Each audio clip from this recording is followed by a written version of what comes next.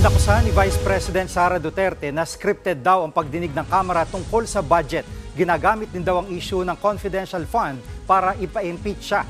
Buwelta naman ng isang mambabatas, kung meron man scripted, yan ay ang binabasang sagot ng bise sa pagdinig. Nasa frontline balitang yan si Marian Enriquez. Kasi nasabihan Confidential na ng mga funds. Congress. Sabi si Zaldico, tanggalin niya ang confidential funds ng Office of the Vice President. Impeachment. Lagi nandyan sa gitna si Franz Castro sa usaping impeachment sa akin. At scripted umanong budget hearing ng Kamara. Meron na silang nakahanda na script na binabasa. Yan ang mga bagong akusasyon ni Vice President Sara Duterte sa Part 3 ng kanyang question and answer na recorded video. Iginiit ng bise na sinisiraan umano siya gamit ang issue ng confidential funds. Kabilang na riyan ang pagtanggal noon ng Kamara sa hiningi niyang 650 million pesos na confidential funds para sa 2024 budget ng Department of Education at Office of the Vice President. Nagkwento sa akin ng isang congressman. Sabi niya, lumapit daw sa kanya si congressman ko at sinabihan siya na tatanggalin namin ang confidential funds ni Inday Sara. Hindi ba siya magagalit? Ang sagot naman sa kanya nung kaibigan ko na congressman, alam mo, si Inday Sara, walang pakialam sa pera yan. Magtatrabaho yan kahit anong budget. Muli ring idiniin ng bise na 2 tao lang ang may control sa budget ng bansa. Yan ay sina House Speaker Martin Romualdez at House Committee on Appropriations Chairperson Zaldico. Pero sabi rin ni VP Sara, gumalaw din ang Makabayan Bloc para harangin ang confi funds. Bumulong ang Makabayan Bloc kay Martin Romualdez. At dahil sa kagustuhan ni Martin Romualdez na hindi siya atakihin at dahil sa gusto niyang suportahan ang Makabayan at ang NPA, nakinig siya. At ang ginawa niya, tanggalin yung budget. Wala namang paliwanag ang bise tungkol sa ginastos na 125 million pesos na confidential funds sa loob lang ng 11 araw noong 2022. Nakikipagtulungan naman daw sila sa Commission on Audit at meron na raw itong kaso sa Supreme Court.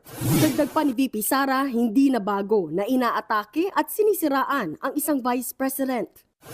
Kung makikita natin sa kasaysayan, lagi talagang inaatake ang Vice President dahil siya yung tinitingnan ng mga tao na baka magiging sunod na presidente. So lahat ng mga gustong tumakbong presidente ay uunahin nila at atakihin talaga ang Vice President.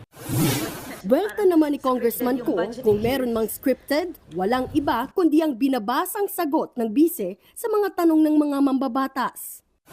Hindi po totoo yan. Siya po ang scripted, siya po ang budol, peke po, dahil nakita niyo naman may binabasa siya. Pinaral niya na meron siyang mga kakampi na nag-abogado sa kanya, nandun na, si minute, di ba? Ibig sabihin, ayaw niya talagang sumagot sa confidential fund dahil hindi niya kaya ipaliwanag. Kasi ninakaw niya yung pera. Ang tanong diyan, isauli niya dapat yung pera. Pinag-aaralan na rin daw ng komite ang pagtapyas sa OVP budget. Hindi mo siya pwede pagkatiwalaan. So, dapat yung pera pang ayuda, pera pang tulong sa taong bayan, ibigay sa Agency for Check and Balance. Siya po ang namumulitika. So, talagang binubudulo tayo araw-araw. Sa kabilang banda, sinabi naman ng kaalyado ni VP Sara na si Senator Ronald De La Rosa na posibleng magkatensyon ang Senado at Kamara kung babawasan ng malaki ang budget ng OVP. Sa usapin naman ng impeachment, nilinaw ng mga mambabatas na hindi totoong pinag-uusapan yan sa Kongreso. I have heard talks of impeachment, but coming from her. We don't hear it here in Congress. I can guarantee you that po. Itinanggi rin ng Makabayan Bloc na meron silang itinutulak na impeachment laban sa bise. Samantala, wala pang sagot si Speaker Romualdez kaugnay sa mga akusasyon ni VP Sara. Nagbabalita mula sa Frontline, Marian Enriquez, News 5. Mga kapatid, Lucy Cruz Valdez po, maging maalam at may pakialam sa mga napapanahong balita sa bansa. Tumutok at mag-subscribe sa News 5 social media pages.